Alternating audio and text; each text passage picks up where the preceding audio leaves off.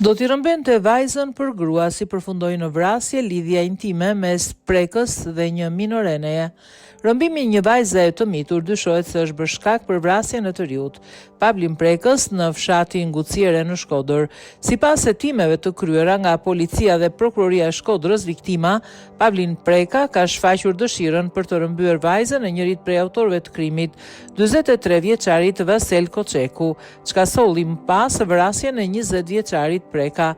Vasel Koçeku dhe bashkëpunëtori i tij në këtë vrasje, Claudio Lisaj, nuk kanë pranuar autorsinë e krimit, por përgjigje telefonike sipas anëtarëve të grupit timor kanë treguar të kundërtën.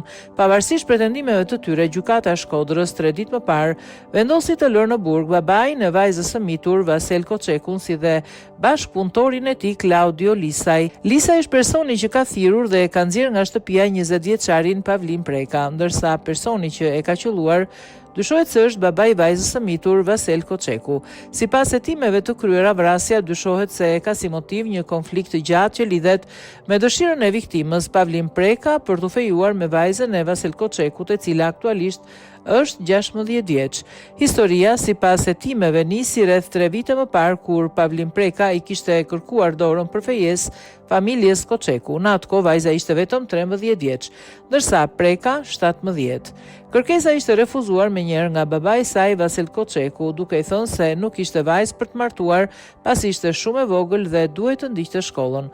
Megjithatë, Pavlin Preka ka vijuar të shfaqë interes dhe këmbgulje për vajzën, duke shprehur ndjenjat e tij edhe tek persona të tjerë të cilëve ju ishte shprehur se do t'ia rëmbente vajzën Vasel Koçekut me qëllim krimin e martesës me të. Sipas hetimeve dyshohet se mëngjesin e 20 shkurtit, Claudio Lisaj, i njohur i viktimës dhe i familjes Koçeku, e ka nxjerrë Pavlin Prekën nga banesa e tij në Guci të Re. Më pas, sipas dyshimeve të prokurorisë, Vasel Koçeku e ka qelluar me armëzjarri duke i shkaktuar vdekjen e menjëhershme.